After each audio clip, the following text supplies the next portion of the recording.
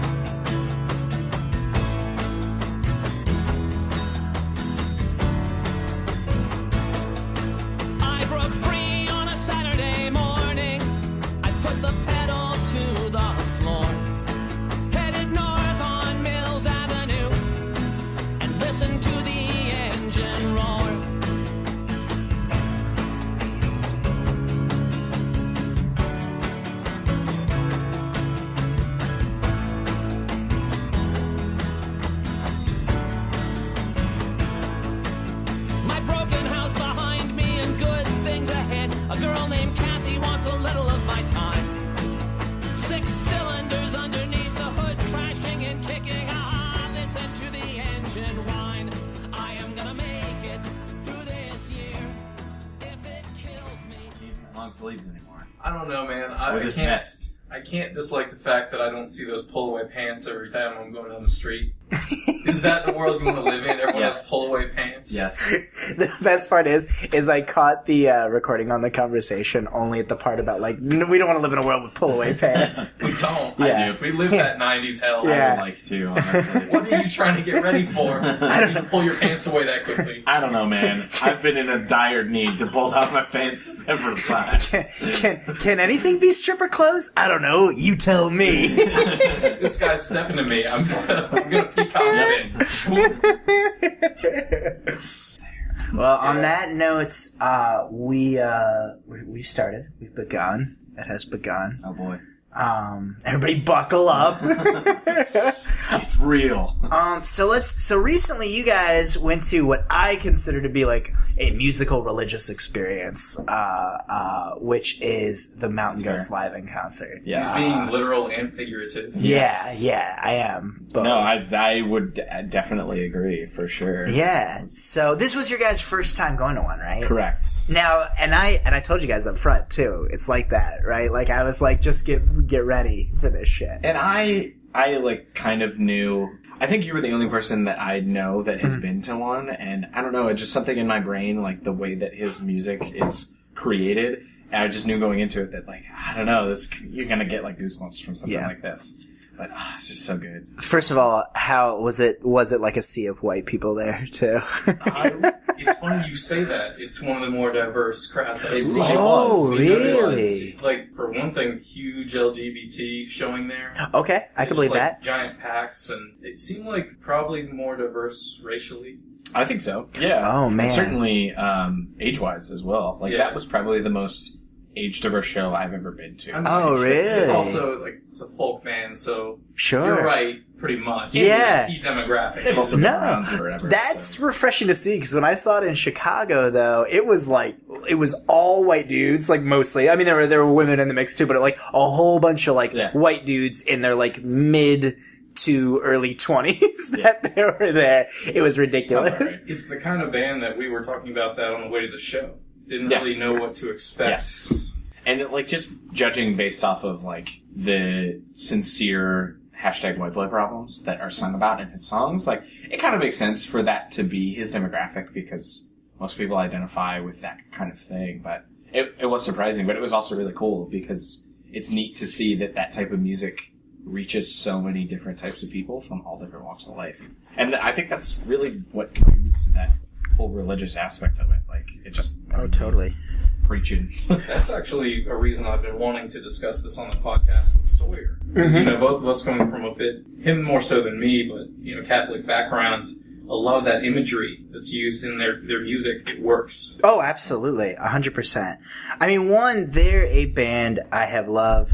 And I was kind of late to the game on them. Like, it was one of those bands, you guys may not go through this because I know you guys are pretty much like on the up and up with your music, but like I get a lot of mine secondhand. And you ever have those bands that like everyone in your friend group listens to, and you're the only one? You're like, how have I not heard this? And like, of course, it doesn't take long for you to kind of like pick it up. Yeah.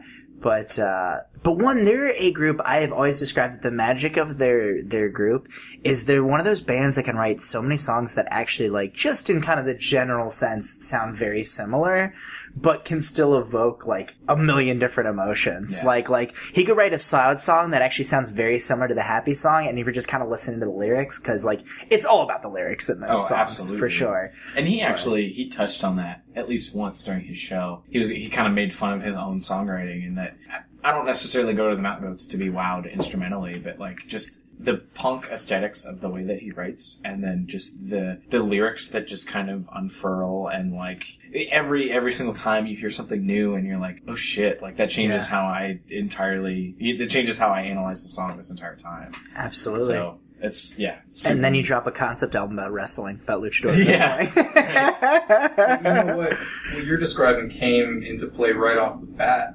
because for those who don't know, the current tour is just 2 of them, so not the full 3-piece. Oh. And they're actually doing songs they haven't performed live in like 4 years. Mm-hmm. He was going through the process describing kind of these. I mean, you listen to Mountain Goats, you're familiar with the same kind of 3-chord progressions. So he was throwing kind of nice jazzy chords in there occasionally. Yeah. Right. And so he actually stopped to describe to the audience kind of what he was going through there when he was writing with it. Oh, yeah, man. Well, they've become kind of on point with one of my favorite bands that I saw in concert, which was the Eels. I don't know how much I've talked about them yet. I don't think I went into them too much. I think real briefly on the first episode, because believe me, we'll dedicate many episodes to stuff with them, because I'm a little too into them. But their concerts are very, very similar. I mean, the Eels tend to have like a wider set because they like to incorporate like a lot of instruments, but it's very similar to what you're talking about, where they'll do their own songs, but he's like, you know what, let's, and he'll sit down at a piano and just be like, I'm just going to do it this way for a while. Or he's like, tell you what, today I'm going to do a really, really sad version of this happy song that I've written. Yeah. Or I'm going to do like a really jazz, fun version of like this, like sad song, What was that song that he played on the piano? Yeah, so for his kind of solo set, he sat down at the piano, he didn't have anything prepared really, and he gave this great, I mean, first off, his crowd work. Yeah, absolutely. I'm still in awe of it. He's so good. But it's such a kind of straightforward conversation with the audience. He sits down and kind of, he prefaces it initially, but he full on asks for requests. Yeah. And so somebody says lion's teeth. Yes. He figures it out on the spot. I realize he's not the first performer to do that sort of thing, but it's very different, the people we see do that in a local open mic versus someone who has a whole crowd that's there to see them. And seriously, without missing a beat, like it took him maybe a minute to figure out that first riff.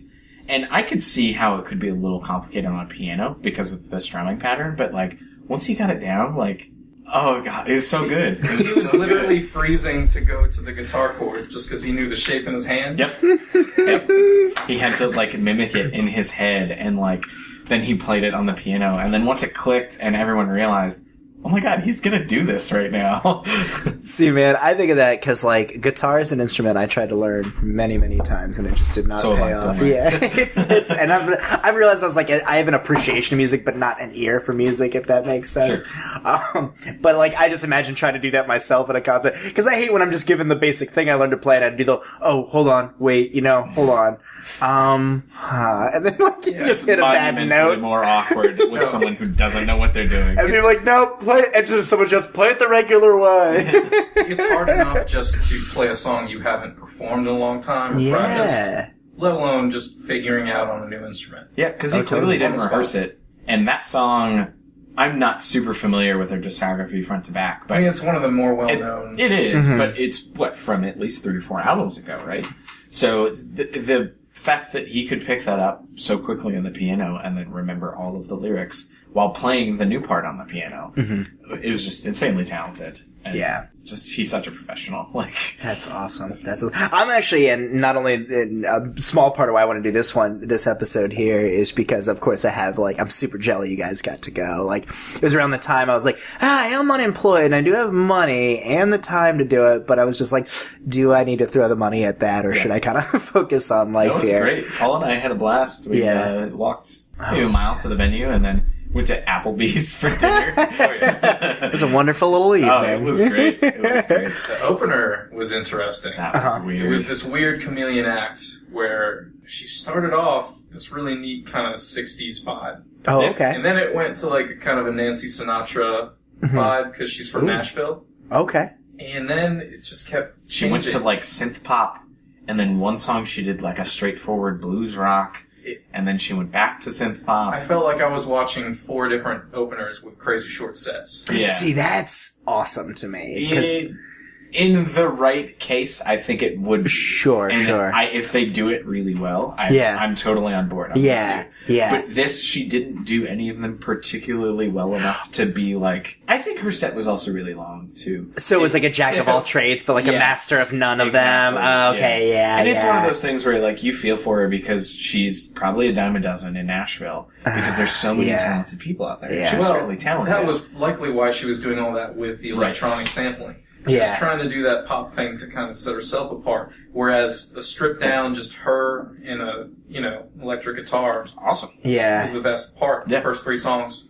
When I don't remember if there even was an opener when I saw Mountain Goats, but I will say the strangest opener I ever saw was, not to bring it back down to the Eels again, but it was the strangest opener I ever saw. Because it was a girl, and they would do a lot of the stuff where it was like long, like held notes. And you kind of like, at least just me when they started doing that, like right off they were like, like just one long strong. And then they kind of like bring in some vocals and you kind of are like immediately like, this is either going to be really, really good or really, really bad. And it was just uncomfortable because she was talented. The musicians were talented enough, for like the tone they were going for. Sure. But it just got like, one, it seemed like this lead singer was going to like throw up any second. I don't know if that's just like the cadence in her voice, but she just kind of talked with that closed mouth, like, I'm going to spew any second. Like, well, that was weird. And the friend I was with, she actually kept talking like throughout it. But she kept saying, like, she's like, this is really good. And I didn't even know whether it was her just, like, convincing herself it was good, she really thought it was good, or maybe she was trying to, like, encourage the lead singer. I don't know. But it was just the 5 definitely stages of the concert going. She was trying to crucify for you. Yeah, and it was, and that's fair because, like, I invited her to the show, and I want to be, like, make it very clear. It's like, I don't know this opener from, we didn't even get her name. Like, I feel like she, like, for all we know, that could have been someone testing the mics. Like, it was just very, and at one point she said, she's like, the people talking in the front are very disruptive. And I was like, shit, I hope that's not us. Because one, she's just complimenting you. 2, that's also her. What was the size of this venue? She could hear you in the front? It's the Vic, but it was general seating, so we were very close. And it was one of those weird instances where people were kind of being dumb because people were like hesitant to sit up front. I'm like, dude, why? If you love the band, why would you and I'm not even saying you have to be front row. Like, there were seats, like, I sat like 3rd row back. I was like comfortable, like, movie theater rules, you don't want to be too close. Pass up the opportunity. Yeah. I was this close on missing a hug. I actually probably almost had to like elbow the person I was with to get a hug out of that. What if it's a standing metal show? Do you want to throw your elbows around? I don't. I'm too old for that shit. I don't want to be like pressed against even if people are doing it at like ska shows, something like that's even I've never been able to wrap my head around it. I don't like the idea that someone can elbow me, but I'm in the wrong if I hit them in the face. Right. Yeah. Yeah. No, that's okay. Fair point. Yeah. I wouldn't want to be. I would be up front if I could have a protective bubble around me. Yeah. I could just flail around, but if you target me, you're the jerk. Yes. Yeah. Yes. Well, targeting penalty, 20 yards. But like when we went, like that's the reason I'm really jealous of this because they played a lot more of their wider discography on there, and especially it sounds like stuff they haven't played in a while. We not that it was a bad show, but it was Beat the Champ just came out, so a lot of the tracks were from Beat the Champ. But it was great because he like introed each story. He's like, well, okay, and he like would define it. He's like, for people that don't know, the heel is like the term for like the villain for wrestling. Because I've heard of the heel as like a term in comedy terms. I didn't even realize that it stemmed from from wrestling, that it was actually the term for, like, the villain of heel the turn piece. is the, And a great song, too. Yes, no, that album was really good. But I man. am glad that we saw them in between album cycles, because we really did get the greatest hits. And heard all the songs that I'm familiar with. So and he did still play some Beat the Champ stuff. I think it looked like one or two songs. Yeah. And the tits are great, so they really are the greatest tits. Sorry, bad joke. Stabbing it down with a foreign object, is that off Beat the Champ? It is? Okay. Yeah, I mean, there's a chance it could be somewhere originally, but I know it's definitely on that album, and I'm pretty sure there are new tracks, but... They went crazy for that one. Yeah. As much as I love Mountain Goats, I'm not going to go toe-to-toe to people like, I'm an expert, and I can tell you what albums it came on, so... Yeah, no, I definitely don't know enough about them to say what album it's from. But I know what I like, and I like the Mountain Goats. Exactly. But the reason I kind of bring it up as a religious experience is, I don't know if we went into this too, is like, and I don't know if how much he did this for you guys, I feel like he does like a sermon almost in between each song.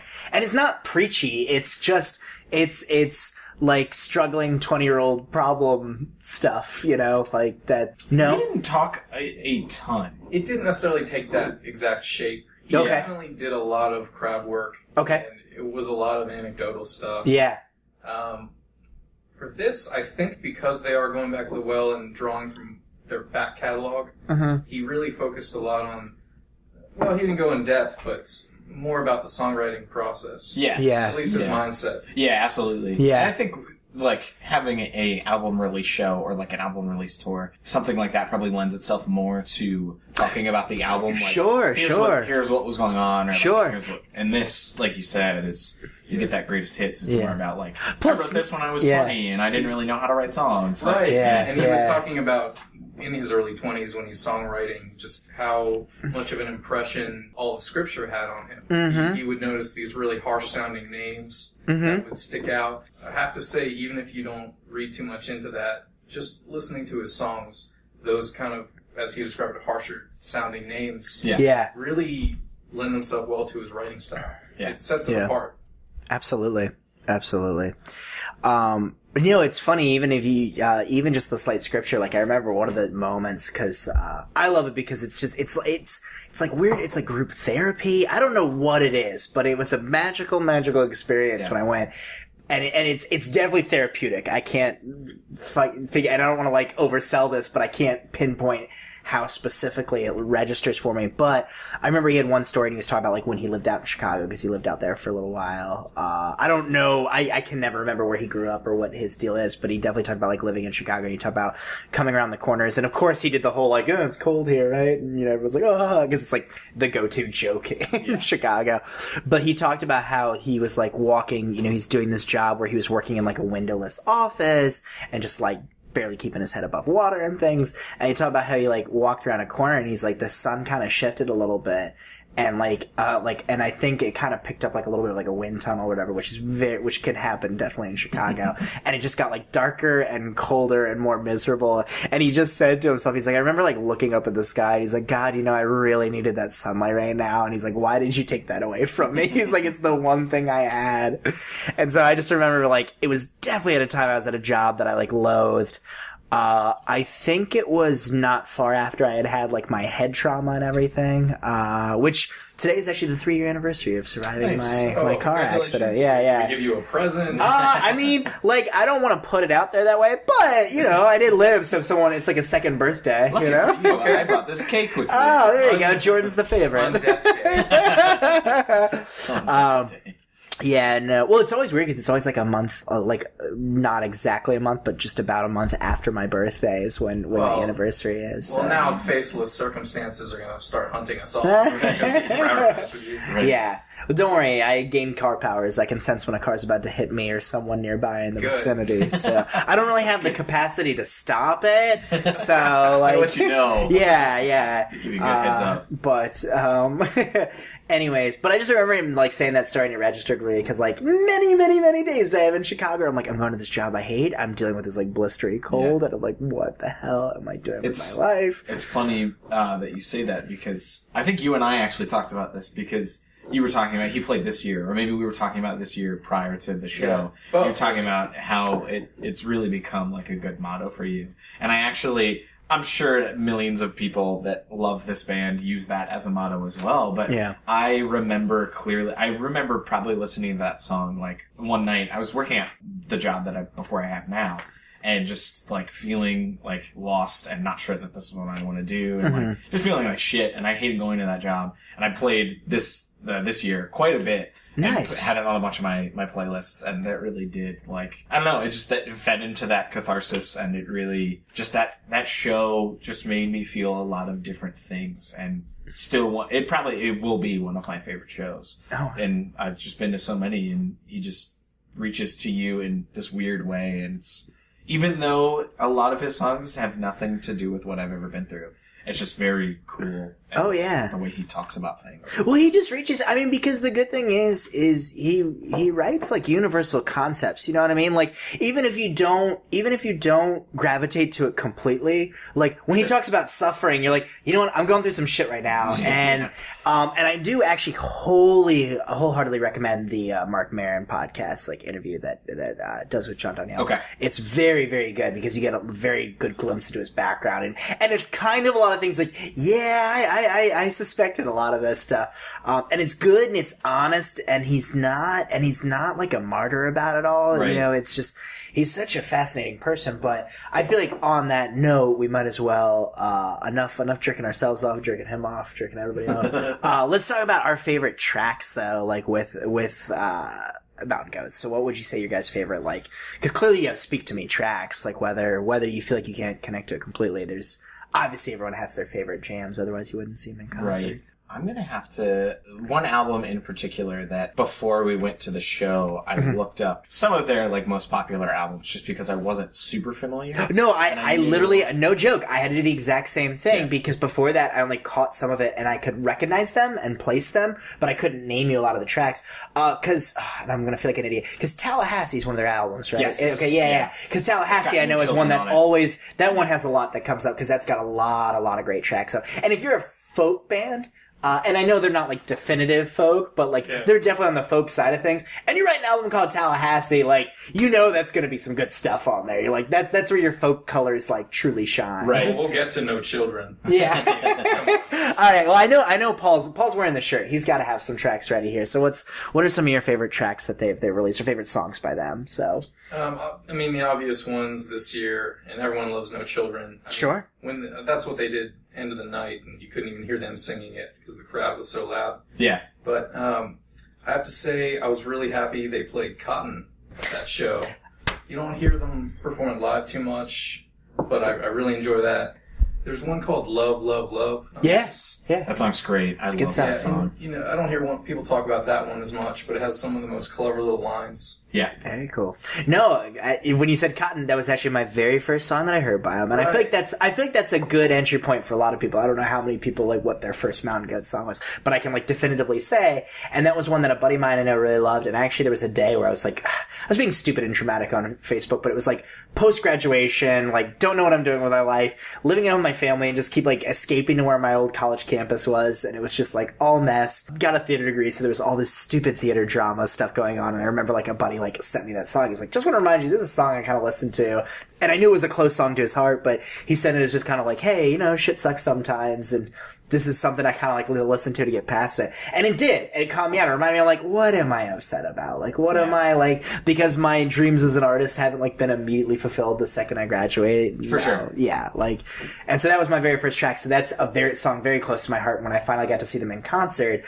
I was actually kind of sad. I was like, they didn't play Cotton. Like, but I think that's what makes that such a nice, revered song is they don't want to make it like their Freebird. You know what I mean? Like, they want it to be like a good track, but like, let's not make it be our like definitive, like known. I feel like No Children is their Freebird. Yeah. Oh, that's probably safe too. Yeah. I mean, like I said, my knowledge is still like somewhat limited on them, but Cotton is a song that's very close to me, and then Beat the Champ is such a great album too.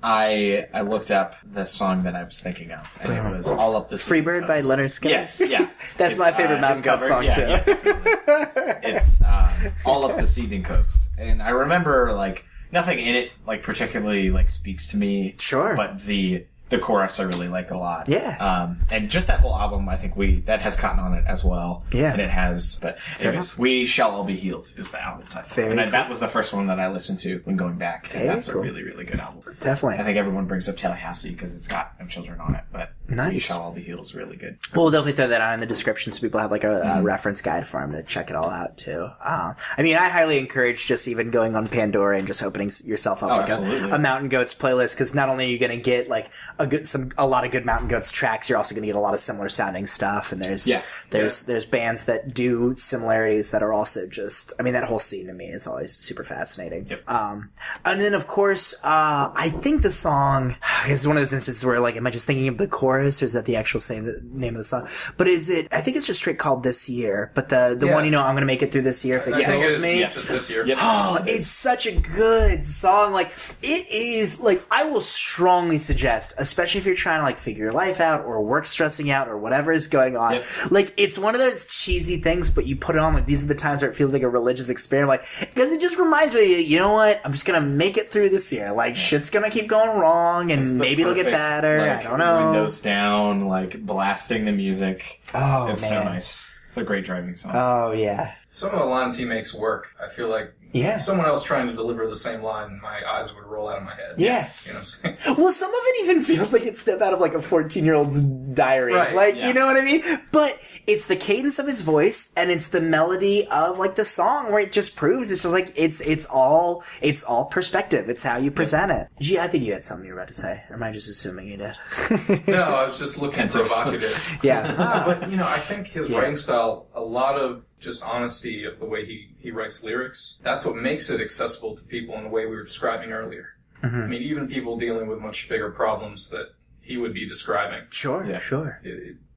Honesty, I think, very important in this kind of folk music. Oh, yeah. I will keep calling it until someone corrects me. Yeah, I mean, especially since he's been nothing but honest with his stuff. You know what I mean? Like, he's just like, this is how I feel, this is what I've done, this is what I've dealt with. It's kind of refreshing to not have to, like, sure, like, you may not get a lot of the things that are going on in the subtext. Mm-hmm. Like, his lyrics are just so open and quick that, I know what's going on. Well, let's say he was to stay broad scope and just talk about a bunch of depressing broadscope stuff and become Bono. Yeah. Oh, God, I hope not. Because all this is just as valuable, but at the same time, it seems more disingenuous. Sure. Whereas talking about something he knows personally. Right. Yeah. Yeah, absolutely. All right, so we'll play like a really short game, but I got an idea here and there too I want to present. All right, so if you guys have one night to like hang out with lead singer John Darnielle. Thank you. If you have one night to kind of hang out with him, what is the poison he drank? Like, what are you doing? Hard liquor? You doing whiskey? You doing beer? What are you doing? And then what like activity would you do with him? Like, what would be something that would you do to like facilitate the conversation? Like, it could literally be you go like do an event and then you just chit chat about it afterwards. Like, you go rock climbing, or something simple, just like having a dinner. Like, what would you guys? How would you date him, Jordan? Yeah. Like, you're going on a date with him. Let's be honest. It's a dude date. On my first date with John Darnielle. Yeah. I am not. Don't act like you wouldn't go out on a date with him, Paul. Don't even play like you won't.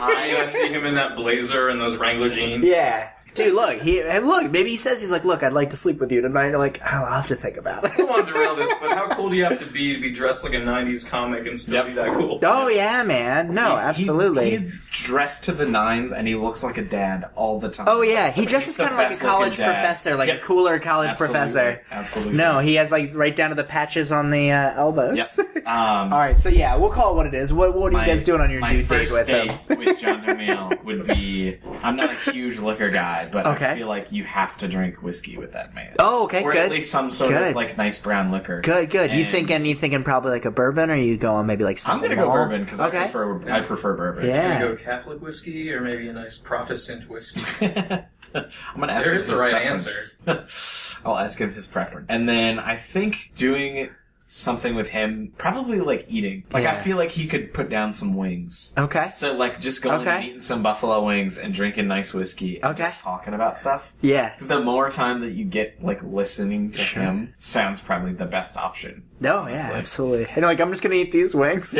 Plus, he'd still be like, "Wow, he even eats wings cool," and he still doesn't get dirty. Catholicism, go. I'm gonna eat these wings. You talk, okay? Yeah. It's a miracle. Yeah.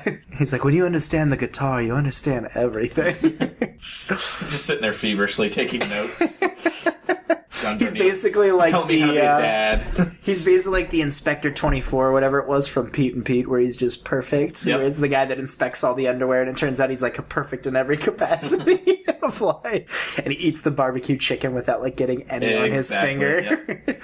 All right, how about you, Paula? You can also choose dinner if you want, but if you want to go do something more exotic, that's cool too. I mean, I really don't have any fancy desires with a man. I just, sit at a bar, drink, talk about the songs. Okay. So, like, are we talking, like, hole-in-the-wall bar? Are we talking, like, dirtiest, shadiest bar you can find? Or, like, No, okay? Or I like... would say a semi-respectable establishment. Okay. Nice. If you had to put a name on the place, is there like a place you have in mind? It could be anywhere you've been. Buffalo Wing Factory. I mean, if you're going, yeah. I'd like to shout out Sal's off exit 205. Hey, I'd go to the if I did Buffalo Wing Factory though, I'd go to the one over in Sterling right over there, because I would be like, I played Addams Family Pinball with John Darnielle. To tell you the truth, if we were in a parking lot with a paper bag, yeah. Be just as appealing. Oh, that'd be awesome. I think you'd dig it. That's a great setting for that. Yeah, actually, no, like that's that. very good times. That's a good answer. Okay, I can dig that. I think I'm gonna go. It's definitely gonna be a meal too. Like dinner just seems appropriate on some level. I think it would just because I have to go in a completely different direction. I like the bourbon because that's or like the whiskey would definitely be like a route I would take. But I was like, I think I'd want to go one step further, and we're just doing shots of Malort over and over again in Chicago. Which I don't know when you guys were out there. Did you try any of that? Did not. No, I'd like to hear about this. God, it's actually used as it's kind of like a rite of passage to come to the city. It's this really, really, really bad liquor, and I don't even know what I think it's. I think it's a whiskey or a vodka. I can't even remember, to be honest with you. I've had it so rare because no one orders it to be enjoyed. It's ordered as like a joke thing. And normally what you do, it's called, like, some people call it south siding, and it's basically where you, like, when someone's there, you're like, oh, hey, let's do a shot, I got your shot. And of course they just do it and don't think about it. And it tastes horrible. Like, it's, John Hedgeman actually described it as, tastes like, pencil shavings and depression. Oh. And it's the most accurate description I can actually think of. But it definitely has a taste like that, like, pencil-y kind of weird, like that, that smell of, like, the lead and pencil. Yeah. It does taste like that, or at least has that weird aftertaste. And so the idea is when you give it to someone that, like, they immediately, like, oh, like, they make a goofy face or some stupid shit. Someone exactly. Yeah. Icing, at least, you're like, well, I'm not proud of this drink, but, like, at least tastes all right. Good. Yeah. But they actually get drunk. Yes. Yeah. Exactly. So it just tastes so bad, and I would just enjoy our conversations where I'd almost want, like, every 5 minutes we have to take a shot. So whatever we're talking about, we're just like, bleh, and of course we're getting more and more trash, because I want to get trash with them. Like, I want to watch that slow evolution of just, like, we're talking, till we go out and get into trouble, like, in the city somewhere. Yes. But, yeah. And then dinner, I don't know, piles of, like, pork barbecue sandwiches. I don't know. It doesn't matter what we're eating. Who cares? He seems like a man who could eat some barbecue. I don't know why, but... Well, that's cool. Alright, well, I know we kind of touched on some of it there, but if you guys had to, like, wrap up saying, like, in your opinion... Or, no, Paul, did you have something you wanted to say before that? You look like you had a thought? No, man. You were just ready for it? Keep going. Yeah. But, at some point I did want to just ask... Mm-hmm. I know you had said, Sawyer, that you learned about them through word of mouth, right? Yeah. Basically through friends, but yeah. What about you, Jordan? You, actually. Really? Okay. Yeah, because I remember a long, long time ago you told me about, children playing on moral oral. See, that's the thing, is that was the big event for me that got me into their music. Oh, yeah? I'm not sure if you're familiar. There was this Adult Swim show called Moral Oral. Oh, yeah. It was kind of done in the style of those old Davy and Goliath claymation. Yeah. things. Fun fact, it's actually Dino, I always mess up his last name, I think it's Dino Stamatopoulos. Right? It's Starburns from Community, actually, that worked on that show a lot. Yeah. That actually made me reconsider that show. Because the first one I watched was very hard to kind of sit through. It was the one where the mother was like, where one of the mothers in town was like not getting like pleased sexually. And so she started using power tools to like do it. And that was the first episode I saw. That's the exact episode that uses that song. Oh, is it? Okay, I can believe it because I remember it has like a good song at the end. But I just remember being so turned off. I was like, that woman just like shoved a pile driver in there, and I did Yeah, not. it's I was like, awesome. that is much. Right, yeah. I get the point they're trying to make, but like, gee, there was at times like a little too Adult Swim for me. I will say that most episodes aren't like that if you're looking to watch it. But the thing is, the closing credits of that episode, just this powerful image of two people who are married, have children, just walking silently side by side to their bedroom, lying down on a bed where there is literally a divider down the center like a cubicle. And they're just both staring blankly at the ceiling as the song plays. Yes, that And was it the ending. Stuck in my head immediately. There's something so sad but so honest about it. Oh my god. In fact, at the show, he was getting into talking about when he wrote that song. Sure. How he grew up in California in the 70s. Divorce was hugely rampant amongst all his friends' parents. Right. Yeah, And it had a big impression on him. And I think that's what probably struck me the most, is that a lot of those songs aren't even like stuff that he's felt or things that he's been through. It's like him writing about other things that people have gone through, and he has such a knack for that, which impresses me even more. Oh yeah. So no, it's good stuff. I thank you actually for getting me into that. Yeah, that's what Paul was really trying to get at. He just wanted to get that. He's like, Give me "You're welcome, Jordan." We wouldn't have gone to that show if it wasn't for No, me. I 20 years didn't later. remember because it's odd when I show you music. No, it was you. So Paul You likes just to copyright. assimilate music like the board. You do have like it is almost this astounding to me how much we're like, and I knew, and I was like, that's how this podcast is gonna work. I was like, and you guys, I remember you guys be like, I don't know if I'm gonna be good. I was like, you guys have much more knowledge than I actually do about music. I still get a lot of my stuff secondhand. I mean, it's only when I really kind of like delve into the fold do I start finding things like, yes, I got a band I can show people now. So, I dig it though. It's like, Jordan, what are you listening to lately? Here's a spreadsheet. yeah. I'm not joking. Yeah. quite literally. Yeah, and there's like percentages and rise and falls. Like I don't know what the rest of this stuff The means. stock of but- this band is, is rising. Something at the bottom that just says the Illuminati of everything. I don't know what that means. Yeah. I noticed Volbeat was on the upswing. Yeah. What's up with that? And Jordan went from being Buy like a stocks. He likes to We'll be believe. on the up. yeah, We'll he, be on the up and up. he went from being like this high level like Wall Street guy to just like these weird ravings about stuff. Exactly. It's like Parmesan cheese will bring us all down. All right. Well, I think we're about that time to wrap it up here. And since last time we recommended like a track and an artist that we really like, I mean, this might be a little on the nose, and I think it somewhat goes without saying. We'll go round robin style and say what our favorites, or at least like a album that Mountain Goats released that someone like that you guys really recommend, or something to check out. Paul, you want to kick us off? Do you have an album that you? Specifically Mountain Goats. Yeah, specifically Mountain Goats. I'm sorry. Yeah, we'll keep it. Actually, to tell you the truth, I'm not as familiar with what's on each album. Okay. Sure. Although I do like your Beat the Champ. Sure. It's probably a good place to start. Absolutely. But, and if you got a couple, even just various tracks, that's cool individual too. songs, Love, Love, Love, like I said earlier, Up the Wolves, Cotton, they're all good. Oh yeah. And then the other two big ones shouldn't have any or any trouble finding. My recommendation, getting off kind of the beaten path of like the songs that a lot of people know. One really good representation of his lyrical style is The Life of the World to Come, and I think, if I remember correctly, yes. This one, all of the songs are named after Bible verses. Oh, really? So that one really delves into his Catholicism and really gets into that and his feelings about the Bible and religion. And it's a really good, it's different from a lot of the albums that I heard from them. That one is a lot slower and a more deliberate and kind of sparse, but it's very, very good. Very cool, very cool. I think I got to go a little predictable, but these are just the albums that I know the best and I really enjoy, and I think you get the most out of me. Tallahassee's great, and then Beat the Champ is also. I know I've mentioned that about a million times over, but so many things on there, and he himself said it at that concert. He's like, I've written a number of different albums, all that have broad concepts, things people can relate to and understand. And he's like, then I drop one concept album about wrestling, and all of a sudden sales boom. Yep. He's like, I've been in the wrong market for far too long, but he's like, but a win's a win, so I'm gonna take it. It's a great, like, offbeat concept album about Mexican wrestling. It's fantastic. Excellent.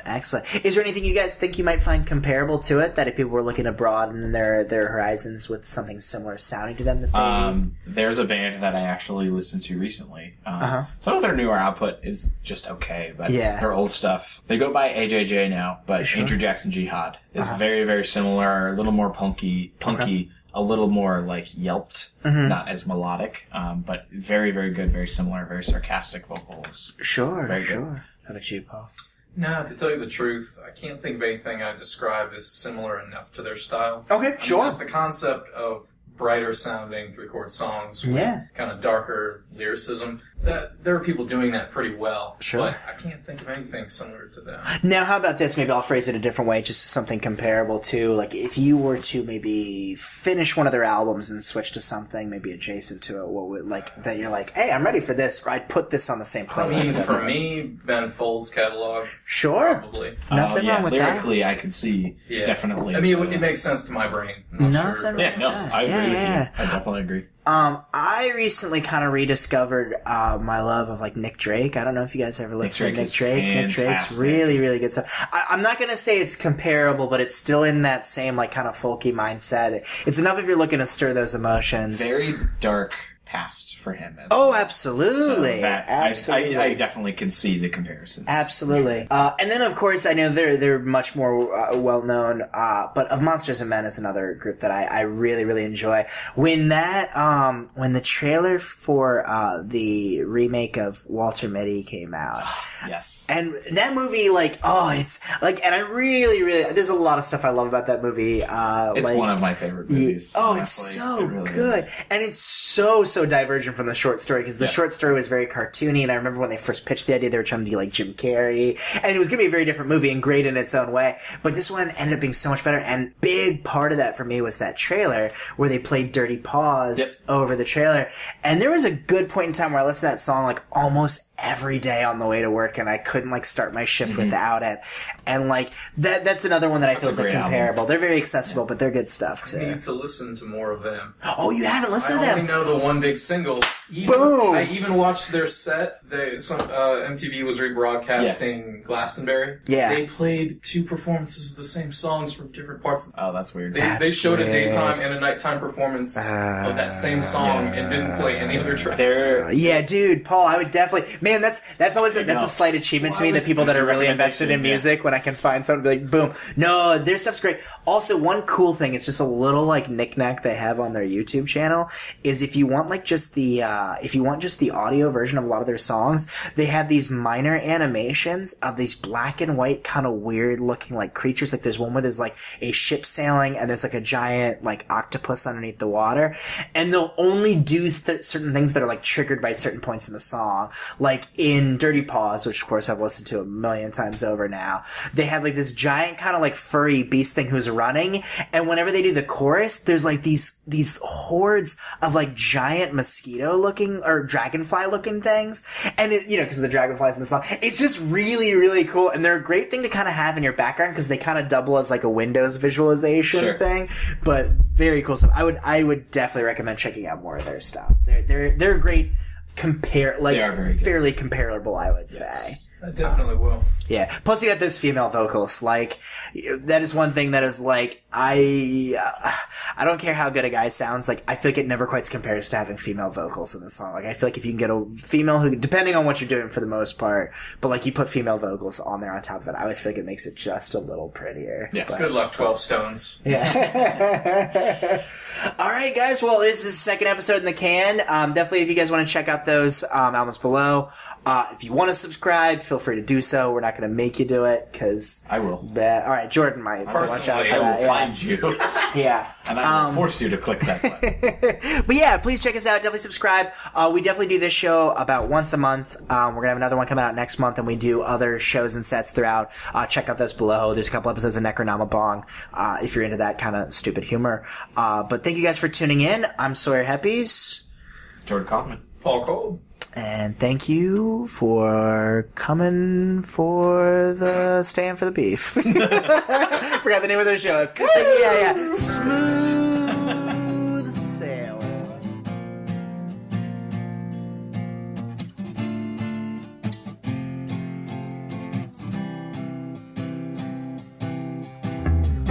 This song is for the rats who hurled themselves into the ocean when they saw that the explosives in the cargo hold were just about to blow.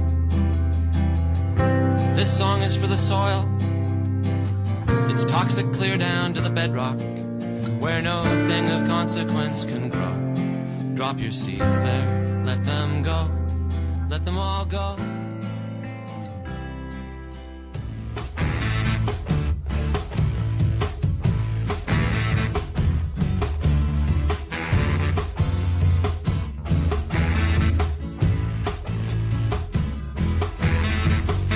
Like a dog down on the cars, square in the spotlight, sweating real hard. All soaked in blood, like a newborn babe. Sharp thing hidden in my hand, shaped like an astrolabe. Gonna stick you in the eye with a foreign object. Gonna poke you in the eye with a foreign object.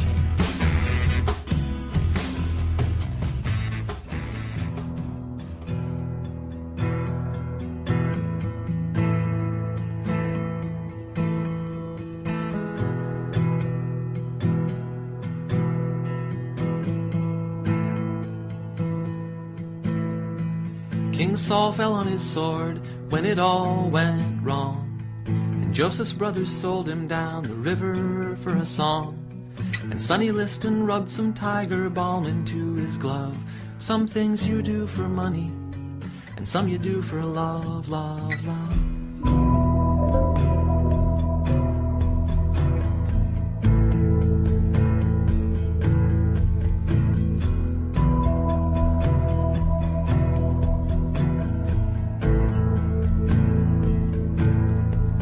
Raskolnikov felt sick, but he couldn't say why.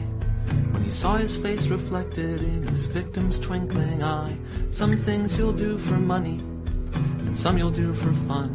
But the things you do for love are gonna come back to you one by one.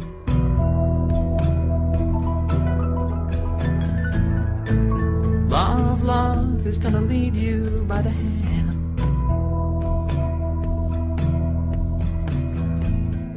into a white and soundless place.